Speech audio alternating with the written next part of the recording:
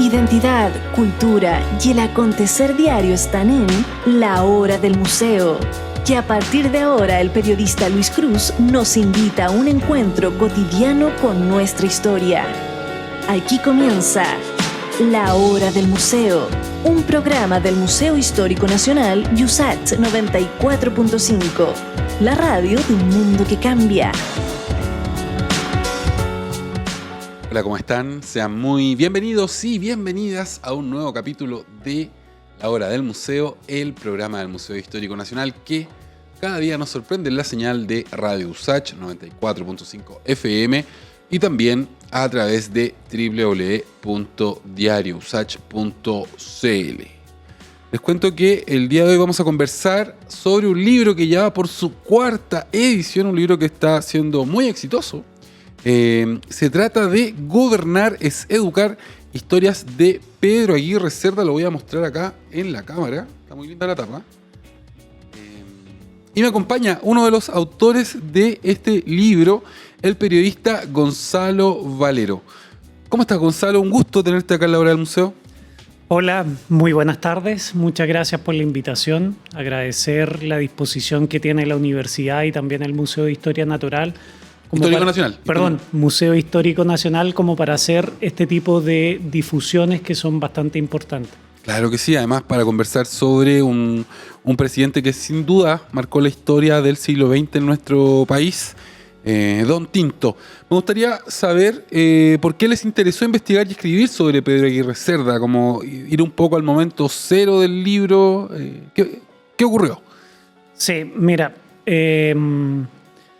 Fue bien particular. En algún minuto estábamos conversando con Enrique, ambos somos periodistas, él además es profesor, y estábamos hablando, como evaluando cuáles habían sido los mejores presidentes o los más emblemáticos presidentes de la República que tenía Chile. Ya.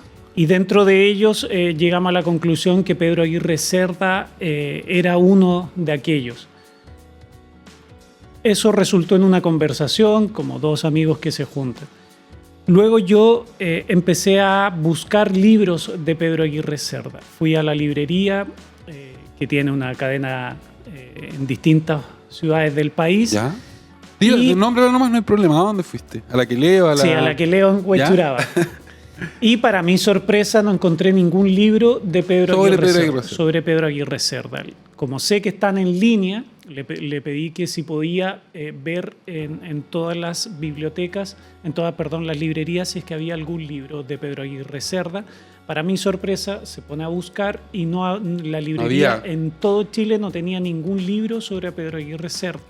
Y ahí le consulto qué es lo que sucede, si es que habían más libros. Me dice que no, que habían solamente un par o tres libros que nosotros tuvimos acceso a revisión bibliográfica, pero de esa manera concluimos con Enrique que en realidad un personaje de la importancia de Pedro Aguirre Cerda, sin embargo, no tenía el reconocimiento bibliográfico como para poder relevar su figura.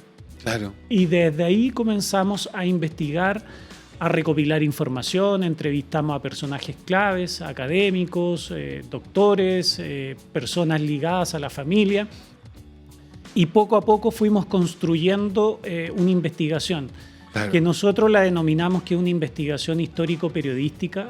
A ver, ¿cómo es eso?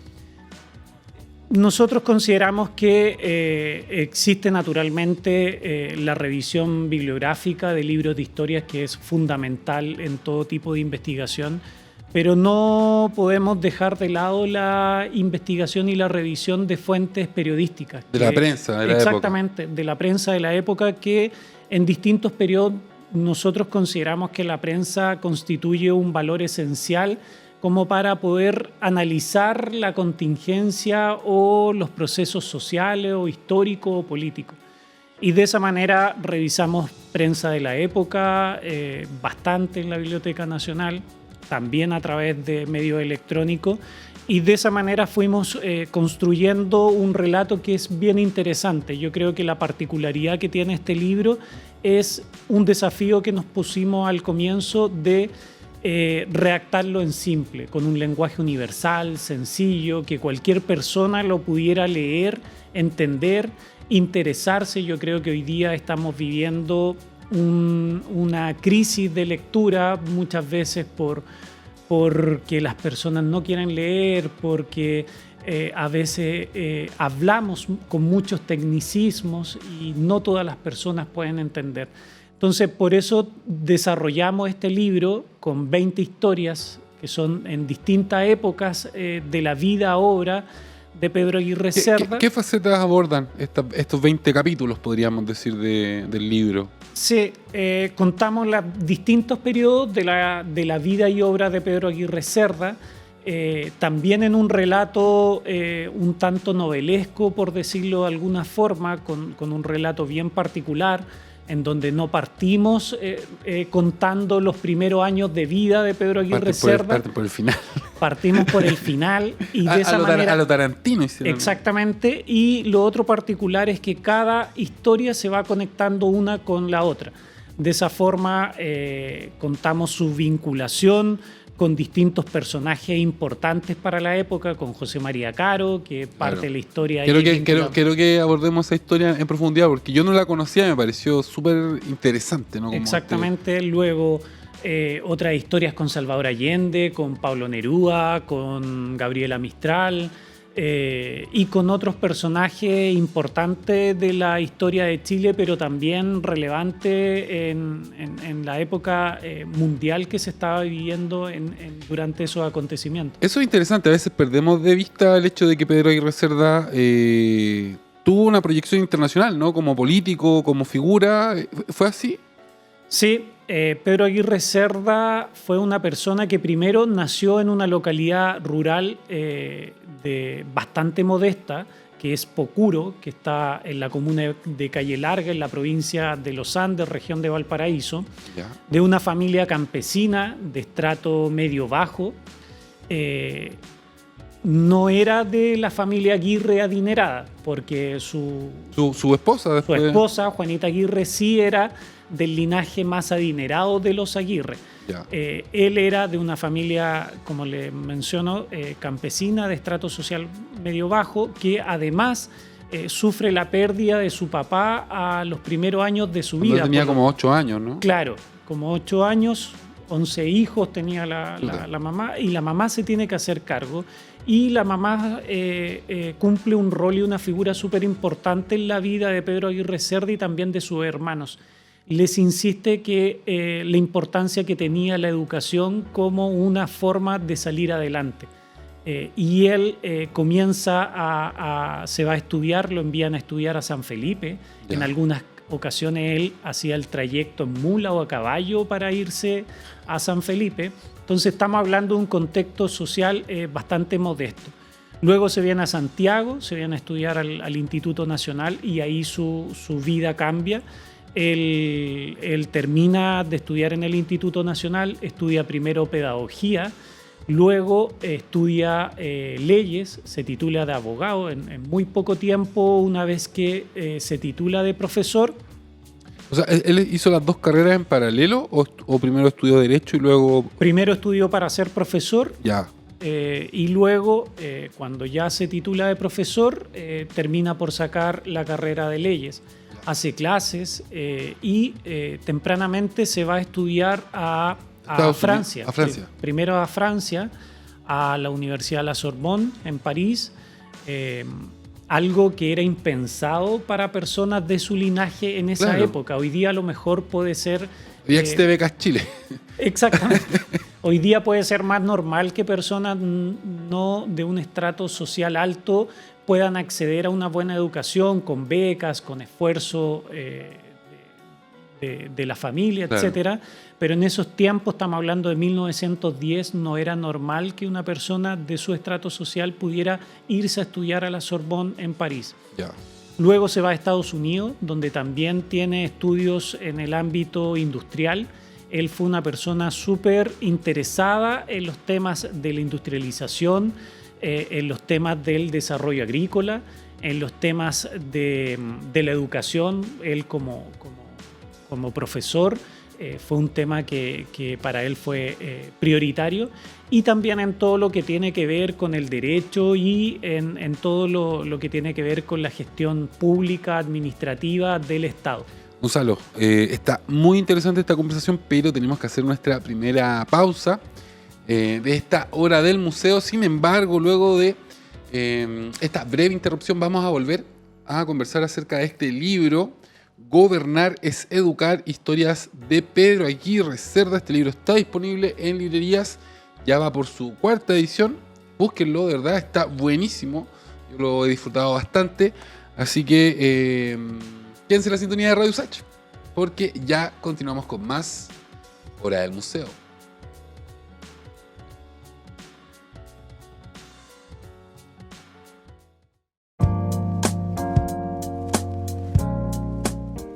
Ya estamos de regreso en tu programa de entrevistas favorito, La Hora del Museo, el programa del Museo Histórico Nacional, que día a día suena fuerte en la señal de Radio USACH 94.5 FM y también a través de diariousach.cl.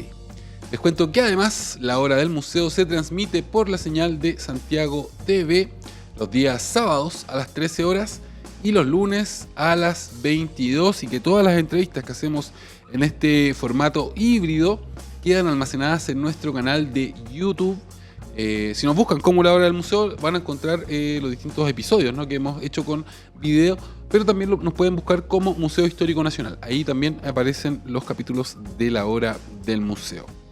Y les cuento que el día de hoy estoy conversando con el periodista Gonzalo Valero acerca del libro Gobernar es Educar, historias de Pedro Aguirre Cerda. Gonzalo, algo que me interesa que nos cuentes es la relación de Pedro Aguirre Cerda con la religión y con la fe, ¿no? Me parece que es muy interesante. Entiendo que él desde chico manifestó una suerte como de vocación laicista, podríamos decir. Explícanos un poco, ¿no? Porque hay mucha gente que crecen en un entorno religioso y les cuesta romper con eso, pero entiendo que no es el caso de Pedro Aguirre Cerda. Sí, yo creo que tú lo has descrito bastante bien. Efectivamente, él crece en un ambiente muy religioso. Su mamá era muy ferviente en la fe y particularmente en la religión católica. Sin embargo, él tempranamente, por su formación, por sus estudios, por sus vinculaciones con ciertos profesores, manifiesta una posición laica en torno al tema de la fe. Y él se hace masón. ¿Se hace masón? Se hace masón tempranamente, muy joven, y eso le abre un mundo también desde el punto de vista de su formación, de su vinculación con y de su visión del desarrollo social y del comportamiento. Este libro tiene un prólogo de del gran maestro de la masonería chilena, es de apellido Jens. Sí. Fredo Jens, creo que es, si no me equivoco. Y se sabe cómo se produce su ingreso a la masonería o quién lo invita, porque a la masonería le tienen que invitar, ¿no? ¿Qué se conoce acerca de eso, del primer acercamiento de Pedro Aguirre Cerda a la masonería? Sí, él es invitado a formar parte de la masonería. No hay muchos antecedentes en particular quién lo invitó, pero él cumplió un rol súper importante en la masonería. De hecho, tal como tú lo señalas, uno de los prólogos que tiene este libro, el otro lo escribió el periodista Alejandro Guiller, es del gran maestro de la Sebastián Jans, yo le cambié el nombre. Sebastián Jans. Sí, Sebastián Jans, el gran maestro de la logia masónica en Chile. Para ello es súper importante la figura de Pedro Aguirre Cerda, porque como en todo ámbito de la vida de Pedro Aguirre Cerda, que yo creo que es otro elemento a relevar, está la meritocracia. Él en todo ámbito empieza desde abajo y va avanzando y se va abriendo camino. Exactamente, se va abriendo camino. O sea, él llega a ser presidente de la República después de un largo camino recorrido dentro del Partido Radical y dentro de la coalición del Frente Popular, cumpliendo distintos cargos importantes, y en la masonería también. Él también empezó desde muy abajo y logró alcanzar cargos importantes dentro de la estructura orgánica de la masonería. Y ahora respecto a su vocación como político, quiero que también que nos cuentes, es cierto que por ahí él falsificó su edad de nacimiento para poder inscribirse en el registro electoral. Cuéntanos un poco acerca de los primeros acercamientos de Pedro Aguirre Cerda con la política y también con el Partido Radical. Sí, efectivamente lo que señalas, él era muy joven todavía, no tenía la mayoría de edad, que eran 21 años, y él se inscribe ilícitamente para formar parte de una coalición política. Él siempre tuvo un vínculo bien cercano con el Partido Radical. En aquellos años la vinculación de la masonería con el Partido Radical era bastante directa y muy cercana. Y efectivamente él termina siendo descubierto de esta falsificación y termina cumpliendo, pagando una infracción menor. Pero, ¿en serio? Sí, pero rápidamente pasa el tiempo y él, ya cumpliendo la mayoría de edad, logra incorporarse a las filas del Partido Radical. Él cumplió una labor y un rol súper importante en el Partido Radical. ¿Por qué? Por lo mismo que te decía, se inicia como un militante de base, pero sin embargo se va avanzando en todo su proceso de formación. También llegó a alcanzar los cargos más importantes al interior de la directiva del Partido Radical, y finalmente termina siendo el representante del Partido Radical dentro de esta coalición que fue el Frente Popular. Claro. Y en este sentido me gustaría que nos cuentes también cómo fue la carrera de Pedro Aguirre Cerda para llegar a La Moneda. Entiendo que hubo ahí una elección bien reñida, que se acusó incluso de fraude electoral. También explícanos un poco cómo funcionaba el sistema político en ese momento, porque no había base de datos, era todo un poco más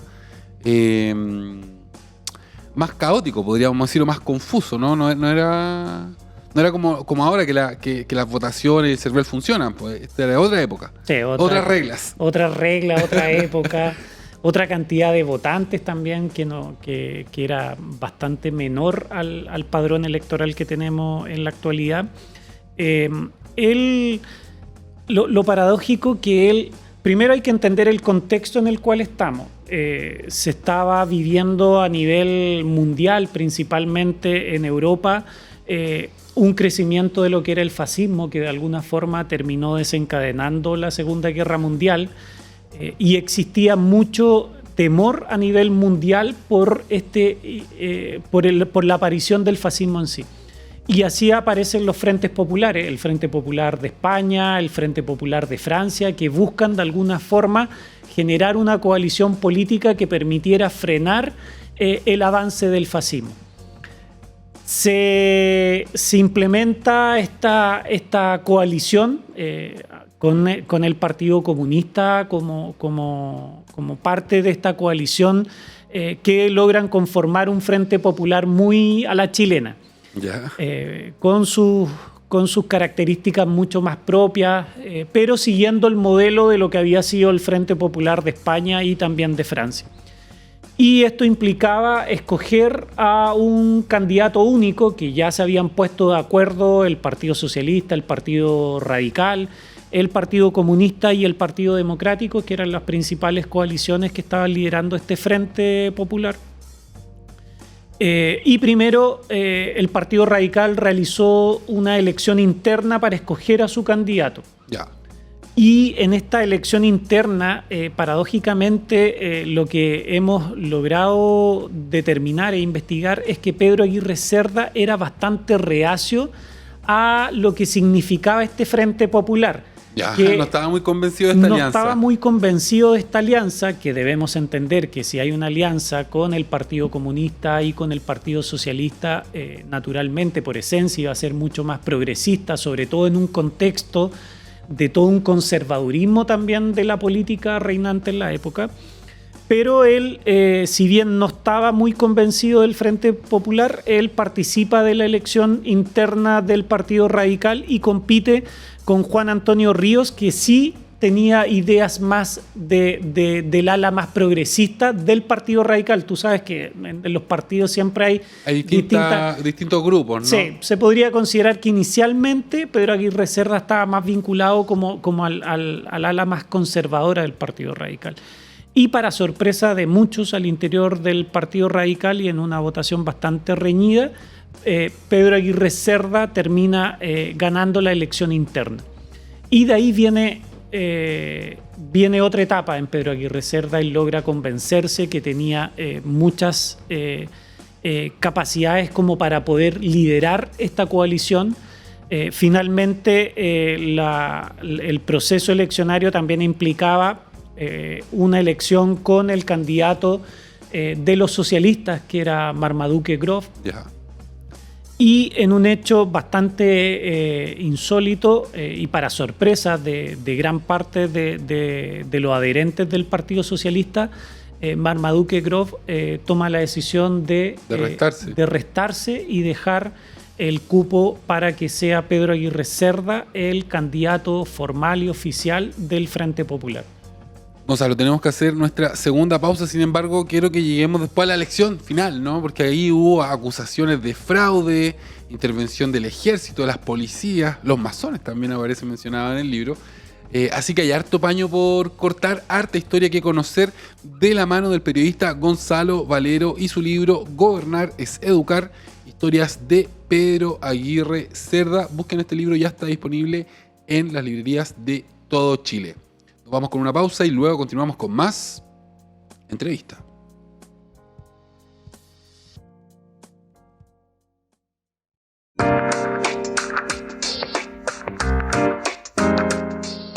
Ya estamos de regreso en tu programa de entrevistas favorito, La Hora del Museo, el programa del Museo Histórico Nacional que siempre nos sorprende en la señal de Radio USACH. Y si te perdiste alguna entrevista de La Hora del Museo o si quieres hacer una maratón de La Hora del Museo, el lugar para encontrar nuestro archivo es nuestro canal de Spotify, que es absolutamente gratis y que sirve tanto para el teléfono celular como para el computador. Ingresa a Spotify, búscanos como La Hora del Museo y allí vas a acceder a nuestro archivo de entrevistas.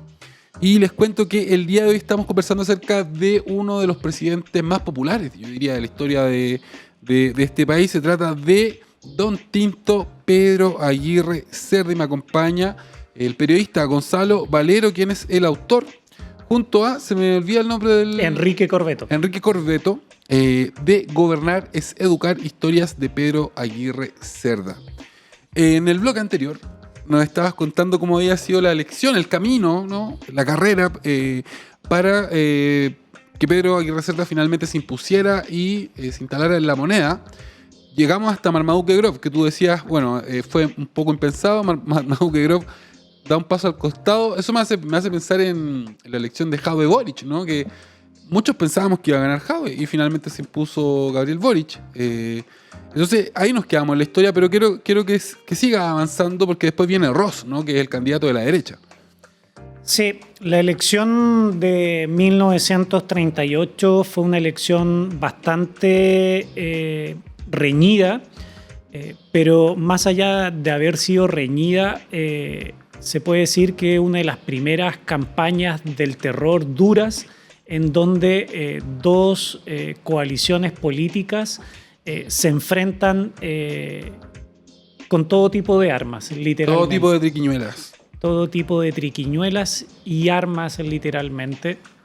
Efectivamente, Gustavo Ross era el candidato oficialista, era muy cercano a Alessandri Palma, había formado parte de su gobierno como ministro. Por lo tanto, el gobierno de Alessandri Palma había puesto todas sus fichas en el candidato Ross para que fuera la continuidad del mandato de Alessandri Palma.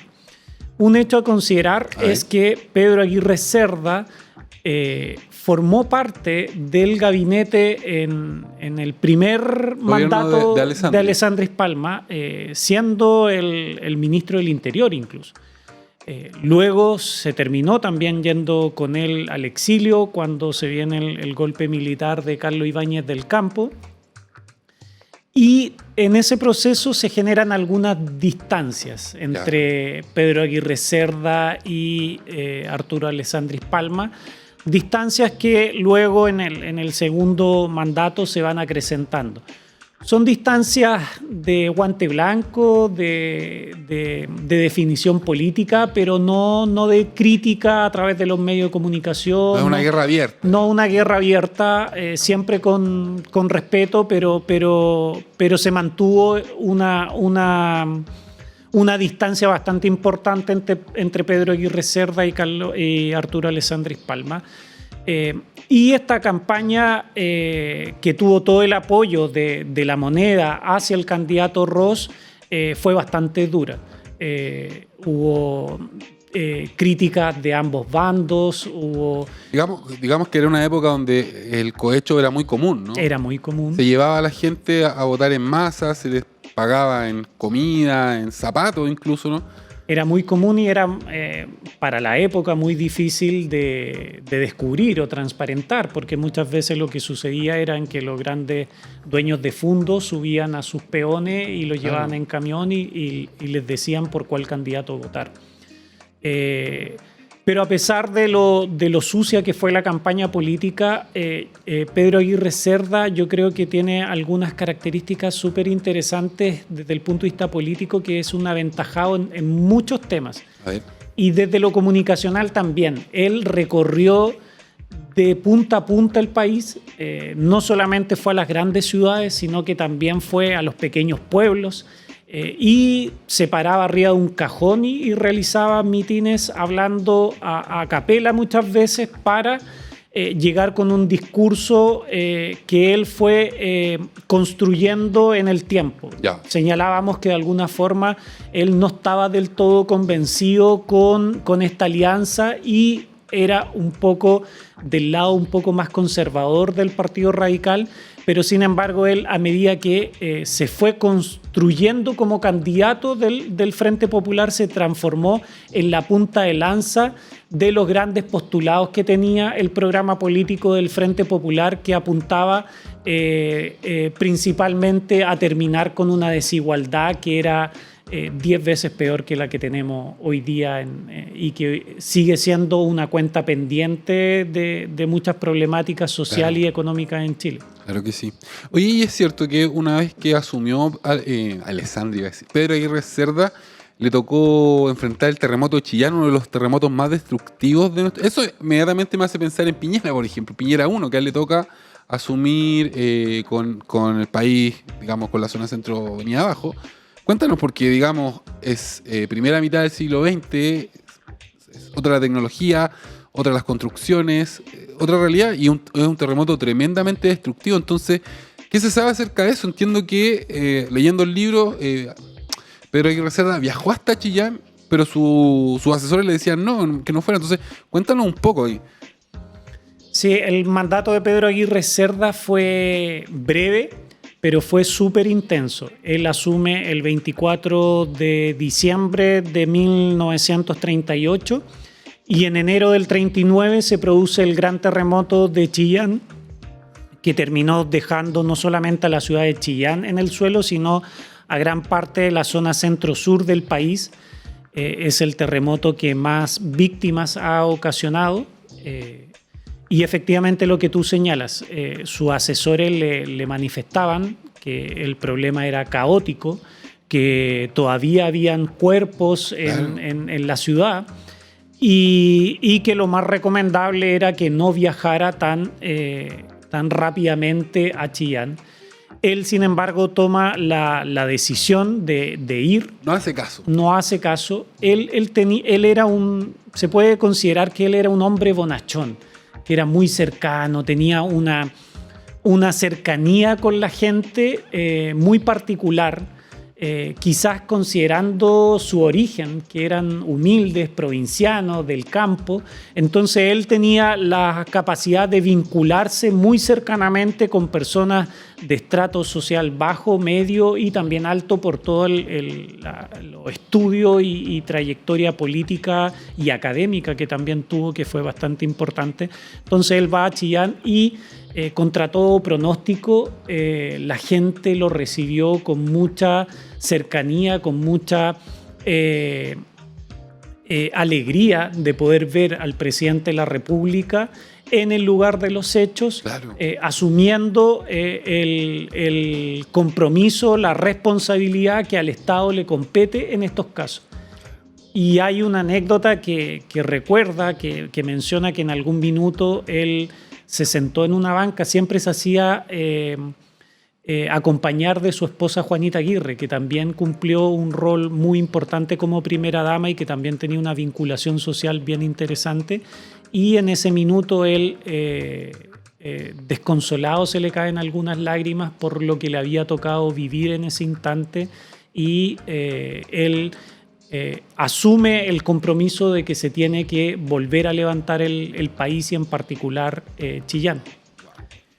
Gonzalo, tenemos que hacer nuestra tercera pausa, sin embargo nos queda tiempo para seguir conversando acerca de este libro que les voy a recomendar, lo he estado recomendando a lo largo de todo el programa.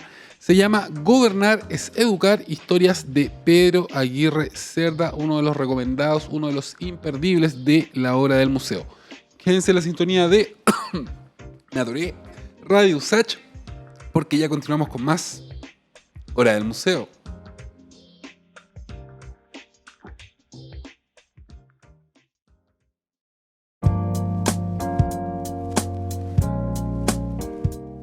Ya estamos de regreso, último bloque de La Hora del Museo, tu programa de entrevistas favorito, el programa del Museo Histórico Nacional. Les cuento que el día de hoy me acompaña el periodista Gonzalo Valero y con él estamos conversando acerca de Gobernar es Educar, historias de Pedro Aguirre Cerda, este libro que aborda, ¿no?, distintas facetas de este importante mandatario del siglo XX de nuestro país. Gonzalo, quisiera ahora que nos cuentes acerca de la relación con Juana Aguirre. Yo no tenía idea que eran primos hermanos.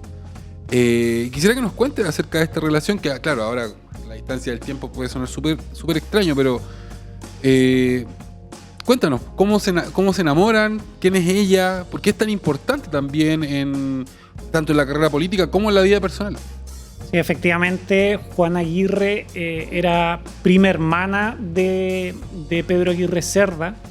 Existen registros de que la familia de Juanita Aguirre visitaba de vez en cuando Pocuro para compartir con la familia de Pedro Aguirre Cerda, entonces existía una cercanía de ambas familias.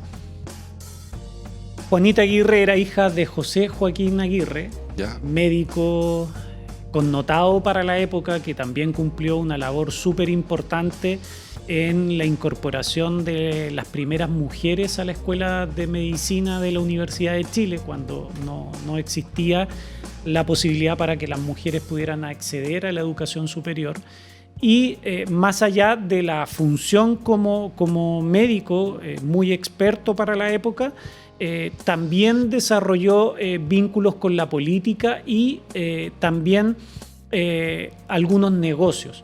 Por lo tanto, tenían muy buen pasar y se fueron haciendo de propiedad importante. Así nace la Viña Conchalí, que es prácticamente, que en esa época era la mitad de lo que es actualmente la comuna de Huechuraba, un fundo de cerca de 500 hectáreas, era algo muy grande, y eso era de la familia de Juanita Aguirre. Ellos, la relación no estuvo muy de acuerdo a la familia de que ellos se vincularan, entonces les costó ganarse el apoyo familiar, a pesar de que en la época era muy normal que primos hermanos se contrajeran matrimonio y formaran familia. Pero a ellos les costó, ¿no? La familia no estaba muy de acuerdo y se terminaron emparejando ya cuando tenían una edad más o menos avanzada para la época que la gente solía casarse a muy temprana edad, pero ellos no, se emparejaron tardíamente, no tuvieron hijos y tuvieron una relación muy cercana, de mucho amor, de mucha complicidad. Eran muy compañeros, ¿no? Muy compañeros. Yo creo que más allá de lo afectivo y viéndolo fríamente, también la vinculación con Juanita Aguirre a Pedro Aguirre Cerda le permitió vincularse con otros públicos claro, más adinerados. Ahí hay un vínculo que va hasta, digamos, los fundadores de Santiago, no, el fundador de La Serena, ¿no? Francisco Aguirre. Sí, también. Porque en el libro aparece como ese mapa genealógico. Sí, también está vinculado a esa familia. Y lo que te comentaba, lo de la viña Conchalí, durante esa época comienzan a aparecer las primeras viñas vitivinícolas. Claro. Que a lo mejor la viña Conchalí no era una de las más importantes, pero dentro de la zona norte de Santiago era importante, y eso le permitió a Pedro Aguirre Cerda también tener un ingreso económico familiar y vincularse con empresarios agrícolas, con empresarios vitivinícolas. Entonces la vinculación con Juanita Aguirre, dejando de lado lo afectivo y mirándolo fríamente, también le da un estatus social y económico distinto a Pedro Aguirre Cerda. O sea, ahora quiero que vayamos a otro eje de esta historia, y tiene que ver con la relación entre Pedro Aguirre Cerda y José María Caro, que se extiende desde que Pedro Aguirre Cerda estaba haciendo el servicio militar hasta la muerte misma de Pedro Aguirre Cerda. Y es una relación bien curiosa, porque es como de amigo a enemigo hasta la última, yo siento yo. Cuéntanos un poco de por qué es tan interesante, ¿no? conocer qué pasó ahí. Sí, es interesante por lo que partimos conversando en esta entrevista desde el punto de vista de que Pedro Aguirre Cerda era un personaje que se describía y señalaba abiertamente que él era laico, y para él era sumamente importante ser laico y era parte de su concepción de la vida. Su esposa también fue una ferviente religiosa. Ella rezaba para Dicen que rezaba para que su marido se terminara convirtiendo al catolicismo, cosa que nunca logró. Y con José María Caro efectivamente logran conocerse a muy temprana edad, y se genera una vinculación bastante importante con José María Caro, y es importante porque en una época donde la Iglesia veía con desconfianza la llegada del Frente Popular, porque venían los comunistas, venían los socialistas. Y está la rivalidad histórica con los masones. Exactamente. Entonces veía con cierta distancia esta llegada del Frente Popular, y José María Caro, saliéndose de toda la protocolo, la estructura orgánica de la Iglesia, él da una entrevista y manifiesta que es importante que la Iglesia Católica se mantenga imparcial ante la importante elección que se estaba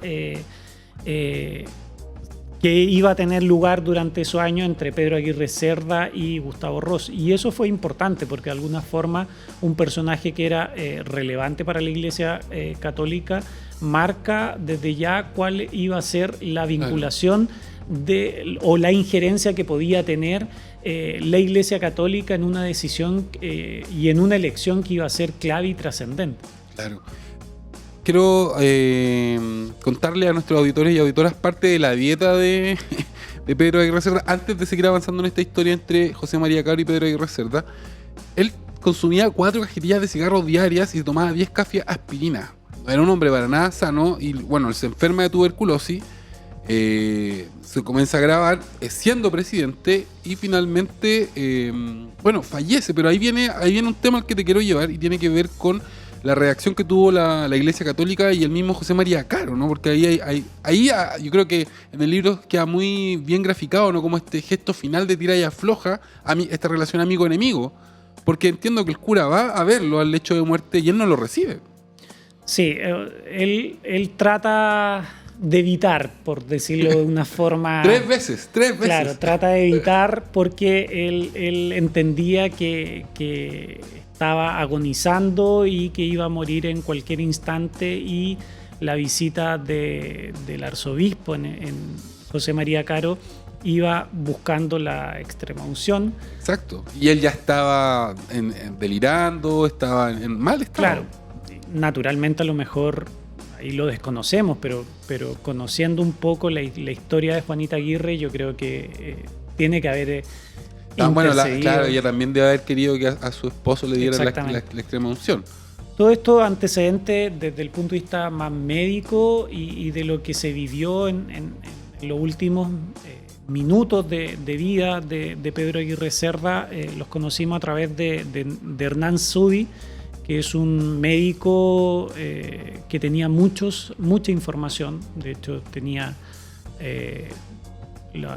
los antecedentes de cómo estaban los pulmones de Pedro Aguirre Cerda. Claro, la radiografía. Exactamente, nos entregó mucha información. Hernán Zubí fue discípulo de uno de los doctores cabeceras en las últimas etapas de Pedro Aguirre Cerda, porque al empezar a enfermar rápidamente de gravedad, le diagnostican la tuberculosis, ingresa un equipo médico a estar permanentemente acompañando y controlando la salud del presidente, que a pesar de todos los requerimientos, solicitudes, él no hacía caso. Siguió fumando hasta el último minuto. Cerros de colilla, eso aparece en el libro. Exactamente, hasta el último minuto. Tú ves muchas fotografías de él y siempre se ve con un cigarro en la mano o en la boca. Oye, y lo curioso y lo que aparece en el libro, ¿no? Que Pedro Aguirre Cerda le niega la entrada al arzobispo 3 veces, él insiste, fallece, el arzobispo logra entrar después de que Pedro Aguirre Cerda ha fallecido, y al día siguiente, ¿cómo titula la prensa? Claro, como que se había ido en las manos de la iglesia. Yo quedé ahí. Efectivamente, pero lo que nos señala Hernán Zubí es que él hasta el último minuto fue laico y él, para él ese tema era súper importante. Claro. Gonzalo, hemos llegado al final de esta hora del museo. Quiero reiterar la invitación a que todos y todas vayan a su librería favorita y consigan una copia de Gobernar es Educar, historias de Pedro Aguirre Cerda. Lo firma mi invitado, el periodista Gonzalo Valero, junto a Enrique Corbeto. Si te quieres despedir, este es el momento. Muchas gracias por la invitación, valorar este tipo de espacios de conversación, de fomento de la cultura. Como les comentábamos, vamos por la 4ª edición, ha tenido una muy buena crítica y una muy buena acogida por parte de las personas y estamos muy contentos de ellos. Creemos que la figura de Pedro Aguirre Cerda necesita ser relevada. Esperamos que este sea uno de tantos libros que pudieran salir. Se necesita conocer lo que fue ese contexto político y social y también la figura y la obra de Pedro Aguirre Cerda. Hay muchos temas súper interesantes en distintos ámbitos del quehacer político que relevan la figura de este expresidente de Chile. Ya pues, Gonzalo, te dejo un gran abrazo también para todos nuestros auditores y auditoras que escucharon esta entrevista. Yo soy Luis Cruz, el conductor de La Hora del Museo, y chao.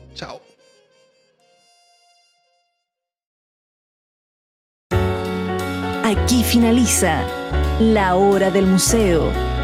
Un encuentro cotidiano con nuestra historia. Un programa del Museo Histórico Nacional USACH 94.5. La radio de un mundo que cambia.